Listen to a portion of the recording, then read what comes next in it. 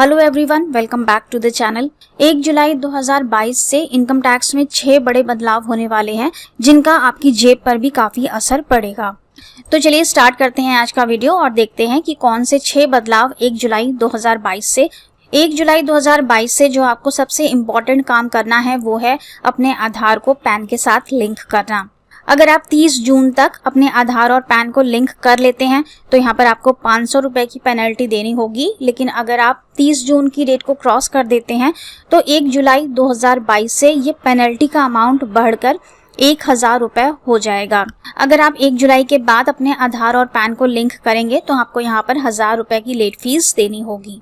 आधार और पैन को लिंक करने की साइट काम नहीं कर रही थी अप्रैल और मई में, इसे जून से ही स्टार्ट किया गया।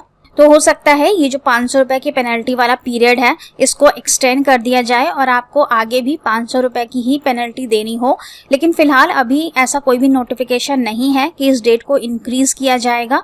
तो अगर आप 1 जुलाई से पहले ही अपने आधार और पैन को लिंक कर लें तो ज्यादा अच्छा रहेगा। आधार और पैन को लिंक करना किन लोगों के लिए कंपलसरी है, इस पर हमने ऑलरेडी वीडियो अपलोड किया हुआ है, जरूर चेकआउट करिएगा। अगर आपको कोई भी कंफ्यूजन है यहाँ पर, लिंक आपको नीचे डिस्क्रिप्शन बॉक्स में दे देंगे। अगर आप उन इंडिविजुअल्स की कैटेगरी में फॉल करते हैं जिनके लिए आधार और पैन को लिंक करना कंपलसरी है तो इसको कैसे लिंक करना है उसका वीडियो भी चैनल पर ऑलरेडी अपलोड है। लिंक आपको नीचे डिस्क्रिप्शन बॉक्स में मिल जाएगा कि आधार और पैन को कैसे लिंक करना है और यहाँ पर लेट फीस का पेमेंट किस तरह से करना होगा। चालान नंबर 280 के थ्रू आपको पैन की लेट फीस का पेमेंट करना है, उसका वीडियो भी चैनल पर अपलोड है। सारे लिंक आपको नीचे डिस्क्रिप्शन बॉक्स में मिल जाएंगे, वहां से आप चेकआउट कर लीजिएगा। 31 मार्च 2023 लास्ट डेट है आधार और पैन को लिंक करने के लिए। अगर इस डेट तक आपने इन दोनों को लिंक नहीं किया तो आपका पैन इनएक्टिव हो जाएगा और फिर आप इसे किसी भी जगह यूज नहीं कर पाएंगे। इसके बाद जो सेकेंड इम्पोर्टेंट अपडेट है कि 30 जून 2022 तक आपको अपने डीमैट अकाउंट की केवाईसी अपडेट करनी है।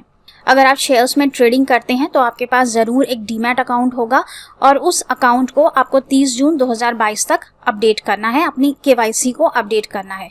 यहाँ पर 6 तरह की केवाईसी अपडेट करना आपको इम्पोर्टेंट है। कौन सी 6 केवाईसी यहाँ पर बताई गई हैं? आपका name, address, pan number, email ID, mobile number and your income details. तो ये 6 केवाईसी आपको अपडेट करनी है और इसे आप जरूर अपडेट कर लीजिएगा 30 जून 2022 तक। अगर आपने नहीं किया अपडेट तो 1 जुलाई से आपको यहाँ पर प्रॉब्लम्स आ सकती हैं। इसके बाद नेक्स्ट बड़ा अपडेट यहाँ पर क्या है, 1 जुलाई 2022 से आपके होम लोन की EMI कॉस्टली हो जाएगी। रिसेंटली ही RBI ने अपने रेपो रेट को इंक्रीज कर दिया था, जिसकी वजह से FD के इंटरेस्ट भी इंक्रीज हो गए, लेकिन साथ ही साथ आपके होम लोन की EMI भी कॉस्टली हो गई। FD के इंटरेस्ट इंक्रीज होने से आपको फायदा मिला, लेकिन होम लोन की EMI भी इंक्रीज हो जाने से यहाँ पर आपको काफी ज्यादा लॉस उठाना पड़ सकता है। तो होम लोन की EMI में 0.5% का यहाँ पर इंक्रीज किया गया है। जैसे कि अगर अर्लियर आप 7.25% की रेट पर अपना होम लोन की EMI पेमेंट करते थे तो अब वो रेट 0.5% से इंक्रीज हो जाएगा और अब आपको 7.75% की EMI यहाँ पर पे करनी होगी। तो यहाँ पर 0.50% का इंक्रीज किया गया है, जो कि जब आप कैलकुलेट करेंगे तो मंथली भी काफी अच्छा खासा अमाउंट बनेगा और अगर आप पूरे साल का कैलकुलेट करेंगे तो वहां पर भी 7 से 8,000 रुपए का डिफरेंस आ जाएगा।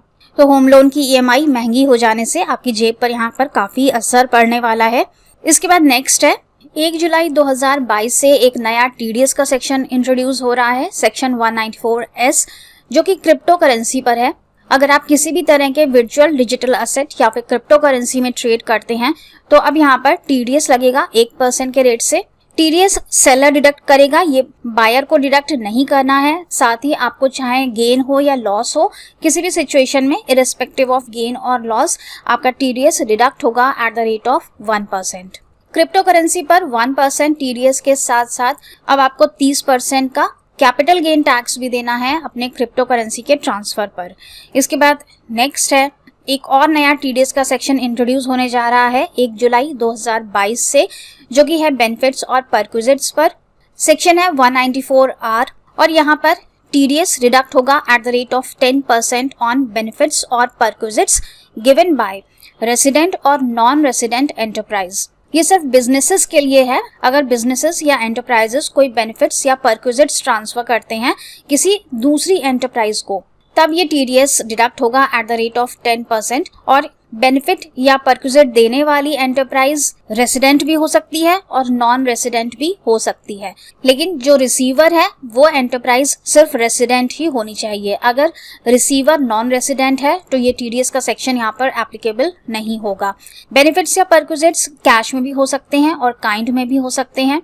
इसे डिडक्ट कौन करेगा? इसे डिडक्ट करेगा गिवर। जो भी एंटरप्राइज बेनिफिट्स या परक्विजिट्स दे रही है किसी एंटरप्राइज को, जो गिवर है वो डिडक्ट करेगा ये TDS at the rate of 10%, और वो ही इनकम टैक्स डिपार्टमेंट को ये टीडीएस डिपॉजिट भी करवाएगा।